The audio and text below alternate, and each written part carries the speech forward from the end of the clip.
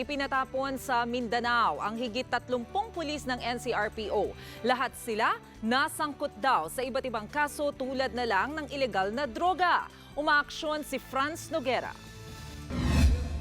Tinutuon ni PNP Chief Ronald Bato de la Rosa na ipapatapon niya sa Mindanao ang mga pulis na sangkot umano sa iligal na droga.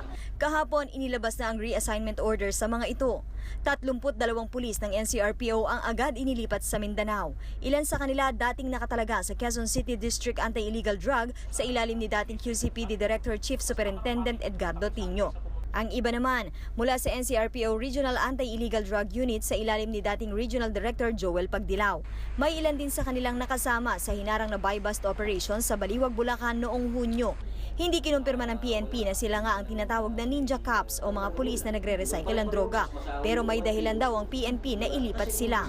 Hindi naman natin maiwasan na these people were also involved in previous cases. Kaya isang reason din siguro yun.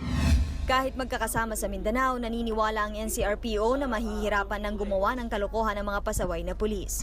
Maraming abusayap na organize sila, di ba? Di ba? At least maganda, ninja fighting abusayap. Hindi, biro lang. Pero nasa ano pa rin naman yon, nasa commander pa rin yon kung saan sila dadalhin. Hinihintay na ng Director ng Police Regional Office 9 ang 15 pulis na inilipat sa kanila.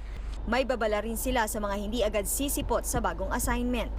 Notice ng ating Chief PNP telling me that there are number na pupunta sa inyo and make sure na they report and make sure that they come on time at if not, let's charge them for AWOL and iba pang administrative if they will not report. Marami man ang na-reassign, hindi pa rin daw masasabing wala ng Ninja Cops sa Metro Manila. Pero sapat na raw ito para bigyang babala ang iba pang tiwaling pulis. I think these cops will think twice na. Di ba? Medyo yan, sa tingin ko malaking impact yon sa kanila. Umaaksyon, Franz Noguera, News 5.